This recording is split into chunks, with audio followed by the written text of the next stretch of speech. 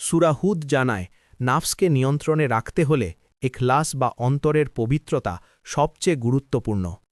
মানুষ যখন শুধু আল্লাহর সন্তুষ্টির জন্য কাজ করে তখন নাফস দুর্বল হয়ে যায়, আর যখন মানুষ প্রশংসা, নামযশ বা বাহবা চায় তখন নাফস শক্তিশালী হয়ে ওঠে। নাফসের বিরুদ্ধে যুদ্ধ মানে বাহিরের সাথে যুদ্ধ নয়, নিজের অন্তরের উদ্দেশ্যের সাথে যুদ্ধ। যে নিজের নিয়তকে ঠিক করতে শেখে সে নাফসকে পরাজিত করতে পারে। নিয়তি মানুষের কাজের ওজন নির্ধারণ করে। নাফসকে জয় করার অন্যতম উপায় হল ধৈর্য। সূরা হুদ বারবার ধৈর্যের ওপর জোর দিয়েছে, কারণ ধৈর্য ছাড়া মানুষ নাফসের বিরুদ্ধে টিকে থাকতে পারে না। নাফস চায় সব কিছু তাড়াতাড়ি, সহজে, বিনা পরিশ্রমে, আর ঈমান চায় ধৈর্য, চেষ্টা, সময়। নাফসের যুদ্ধ হল এক দীর্ঘ যাত্রা, এখানে বিজয় মুহূর্তে আসে না। যে ধৈর্য ধরে থাকে আল্লাহ তার হৃদয়কে শক্ত করে দেন এবং নাফসের প্রভাব ক্রমে দুর্বল হয়। সূরা হুদ নাফসের একটি গোপন দিক তুলে ধরে। নাফস কখনো মানুষকে সরাসরি পাপের দিকে ঠেলে দেয় না, বরং ধীরে ধীরে দুর্বল করে। প্রথমে অলসতা, তারপর অবহেলা, তারপর গুনাহকে ছোট ভাবা।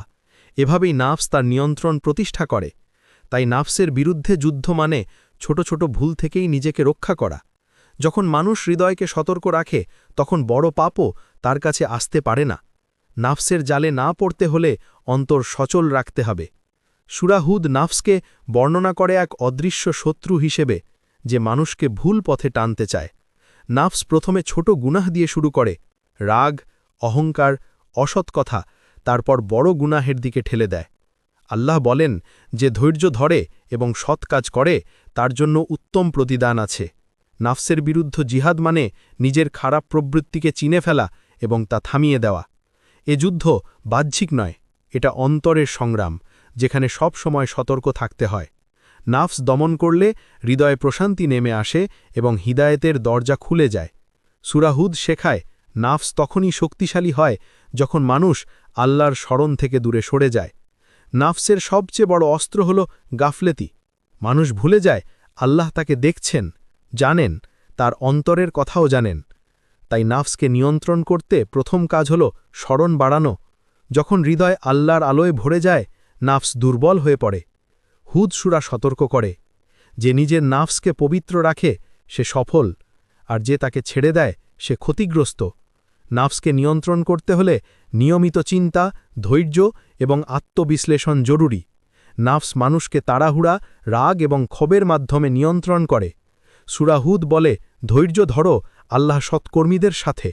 নাফস ধৈর্য সহ্য করতে পারে না, তাই ধৈর্যই নাফসের বিরুদ্ধে সবচেয়ে শক্তিশালী অস্ত্র।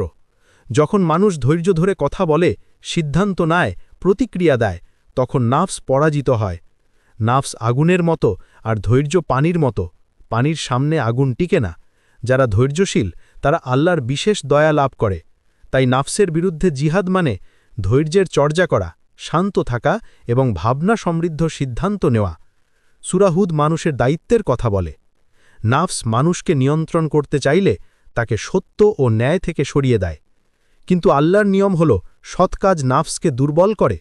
যখন মানুষ সত্য বলে, হালাল উপার্জন করে, অন্যকে সাহায্য করে, নাফসের শক্তি ভেঙে যায়। নাফস চায় সহজ পথ, আর সৎপথ সাধারণত কঠিন। তাই শতকর্ম নাফসের বিরুদ্ধে ঢাল। আল্লাহ বলেন, সৎকর্ম অশুভকে মুছে দেয়। নাফস যত শক্তই হোক, সত্য ও ন্যায়ের সামনে দাঁড়াতে পারে না।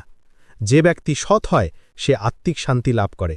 নাফসের বিরুদ্ধে শেষ ও সবচেয়ে বড় অস্ত্র হল আল্লাহর প্রতি পূর্ণ ভরসা। সূরা হুদ বলে, যে আল্লাহর ওপর ভরসা করে তিনি তার জন্য যথেষ্ট। নাফস মানুষকে ভয় দেখায়, তুমি পারবে না, তুমি একা, তুমি দুর্বল।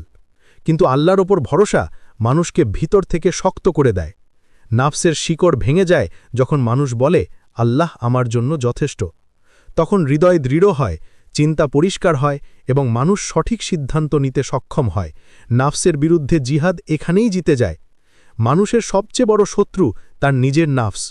সূরা হুদ আমাদের শেখায়, যে ব্যক্তি নাফসের বিরুদ্ধে যুদ্ধ করে আল্লাহ তার হৃদয়ে সত্যের আলো দেন। নাফস মানুষকে গুনাহের দিকে টানে, কিন্তু কোরআন তাকে তুলে নেয় আলো ও শান্তির পথে। আজ যদি আপনি জীবনে সত্যিকারের পরিবর্তন চান তাহলে সূরা হুদের শিক্ষা ধরে নিন, নাফসকে নিয়ন্ত্রণ রাখুন এবং প্রতিদিন আল্লাহর কাছে সাহায্য চাইুন।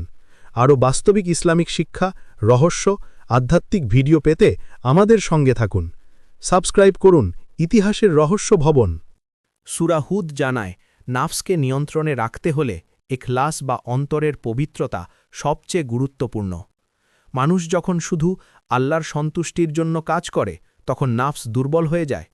আর যখন মানুষ প্রশংসা, নামযশ বা বাহবা চায় তখন নাফস শক্তিশালী হয়ে ওঠে। নাফসের বিরুদ্ধে যুদ্ধ মানে বাহিরের সাথে যুদ্ধ নয়, নিজের অন্তরের উদ্দেশ্যের সাথে যুদ্ধ। যে নিজের নিয়তকে ঠিক করতে শেখে সে নাফসকে পরাজিত করতে পারে। নিয়তি মানুষের কাজের ওজন নির্ধারণ করে। নাফসকে জয় করার অন্যতম উপায় হল ধৈর্য। সূরা হুদ বারবার ধৈর্যের ওপর জোর দিয়েছে, কারণ ধৈর্য ছাড়া মানুষ নাফসের বিরুদ্ধে টিকে থাকতে পারে না। নাফস চায় সব কিছু তাড়াতাড়ি, সহজে, বিনা পরিশ্রমে, আর ঈমান চায় ধৈর্য, চেষ্টা, সময়। নাফসের যুদ্ধ হল এক দীর্ঘ যাত্রা, এখানে বিজয় মুহূর্তে আসে না। যে ধৈর্য ধরে থাকে আল্লাহ তার হৃদয়কে শক্ত করে দেন এবং নাফসের প্রভাব ক্রমে দুর্বল হয়। সূরা হুদ নাফসের একটি গোপন দিক তুলে ধরে। নাফস কখনো মানুষকে সরাসরি পাপের দিকে ঠেলে দেয় না, বরং ধীরে ধীরে দুর্বল করে। প্রথমে অলসতা, তারপর অবহেলা, তারপর গুনাহকে ছোট ভাবা। এভাবেই নাফস তার নিয়ন্ত্রণ প্রতিষ্ঠা করে। তাই নাফসের বিরুদ্ধে যুদ্ধ মানে ছোট ছোট ভুল থেকেই নিজেকে রক্ষা করা। যখন মানুষ হৃদয়কে সতর্ক রাখে তখন বড় পাপও তার কাছে আসতে পারে না। নাফসের জালে না পড়তে হলে অন্তর সচল রাখতে হবে। সূরা হুদ নাফসকে বর্ণনা করে এক অদৃশ্য শত্রু হিসেবে, যে মানুষকে ভুল পথে টানতে চায়। নাফস প্রথমে ছোট গুনাহ দিয়ে শুরু করে, রাগ, অহংকার, অসৎ কথা, তারপর বড় গুনাহের দিকে ঠেলে দেয়। আল্লাহ বলেন, যে ধৈর্য ধরে এবং সৎ কাজ করে তার জন্য উত্তম প্রতিদান আছে। নাফসের বিরুদ্ধে জিহাদ মানে নিজের খারাপ প্রবৃত্তিকে চিনে ফেলা এবং তা থামিয়ে দেওয়া। এ যুদ্ধ বাহ্যিক নয়, এটা অন্তরের সংগ্রাম, যেখানে সব সময় সতর্ক থাকতে হয়। নাফস দমন করলে হৃদয়ে প্রশান্তি নেমে আসে এবং হিদায়েতের দরজা খুলে যায়। সূরা হুদ শেখায়, নাফস তখনই শক্তিশালী হয় যখন মানুষ আল্লাহর স্মরণ থেকে দূরে সরে যায়। নাফসের সবচেয়ে বড় অস্ত্র হল গাফলেতি। মানুষ ভুলে যায় আল্লাহ তাকে দেখছেন, জানেন, তার অন্তরের কথাও জানেন। তাই নাফসকে নিয়ন্ত্রণ করতে প্রথম কাজ হল স্মরণ বাড়ানো। যখন হৃদয় আল্লাহর আলোয় ভরে যায় নাফস দুর্বল হয়ে পড়ে। হুদ সূরা সতর্ক করে, যে নিজের নাফসকে পবিত্র রাখে সে সফল, আর যে তাকে ছেড়ে দেয় সে ক্ষতিগ্রস্ত। নাফসকে নিয়ন্ত্রণ করতে হলে নিয়মিত চিন্তা, ধৈর্য এবং আত্মবিশ্লেষণ জরুরি। নাফস মানুষকে তাড়াহুড়া, রাগ এবং ক্ষোভের মাধ্যমে নিয়ন্ত্রণ করে। সূরা হুদ বলে, ধৈর্য ধরো আল্লাহ সৎকর্মীদের সাথে। নাফস ধৈর্য সহ্য করতে পারে না, তাই ধৈর্যই নাফসের বিরুদ্ধে সবচেয়ে শক্তিশালী অস্ত্র। যখন মানুষ ধৈর্য ধরে কথা বলে, সিদ্ধান্ত নেয়, প্রতিক্রিয়া দেয়, তখন নাফস পরাজিত হয়। নাফস আগুনের মতো আর ধৈর্য পানির মতো। পানির সামনে আগুন টিকে না। যারা ধৈর্যশীল তারা আল্লাহর বিশেষ দয়া লাভ করে। তাই নাফসের বিরুদ্ধে জিহাদ মানে ধৈর্যের চর্চা করা, শান্ত থাকা এবং ভাবনা সমৃদ্ধ সিদ্ধান্ত নেওয়া। সূরা হুদ মানুষের দায়িত্বের কথা বলে। নাফস মানুষকে নিয়ন্ত্রণ করতে চাইলে তাকে সত্য ও ন্যায় থেকে সরিয়ে দেয়। কিন্তু আল্লাহর নিয়ম হল সৎ কাজ নাফসকে দুর্বল করে। যখন মানুষ সত্য বলে, হালাল উপার্জন করে, অন্যকে সাহায্য করে, নাফসের শক্তি ভেঙে যায়। নাফস চায় সহজ পথ, আর সৎপথ সাধারণত কঠিন। তাই শতকর্ম নাফসের বিরুদ্ধে ঢাল। আল্লাহ বলেন, সৎকর্ম অশুভকে মুছে দেয়। নাফস যত শক্তই হোক, সত্য ও ন্যায়ের সামনে দাঁড়াতে পারে না। যে ব্যক্তি সৎ হয় সে আত্মিক শান্তি লাভ করে। নাফসের বিরুদ্ধে শেষ ও সবচেয়ে বড় অস্ত্র হল আল্লাহর প্রতি পূর্ণ ভরসা। সূরা হুদ বলে, যে আল্লাহর ওপর ভরসা করে তিনি তার জন্য যথেষ্ট। নাফস মানুষকে ভয় দেখায়, তুমি পারবে না, তুমি একা, তুমি দুর্বল। কিন্তু আল্লাহর ওপর ভরসা মানুষকে ভিতর থেকে শক্ত করে দেয়। নাফসের শিকড় ভেঙে যায় যখন মানুষ বলে, আল্লাহ আমার জন্য যথেষ্ট। তখন হৃদয় দৃঢ় হয়, চিন্তা পরিষ্কার হয় এবং মানুষ সঠিক সিদ্ধান্ত নিতে সক্ষম হয়। নাফসের বিরুদ্ধে জিহাদ এখানেই জিতে যায়। মানুষের সবচেয়ে বড় শত্রু তার নিজের নাফস। সূরা হুদ আমাদের শেখায়, যে ব্যক্তি নাফসের বিরুদ্ধে যুদ্ধ করে আল্লাহ তার হৃদয়ে সত্যের আলো দেন। নাফস মানুষকে গুনাহের দিকে টানে, কিন্তু কোরআন তাকে তুলে নেয় আলো ও শান্তির পথে।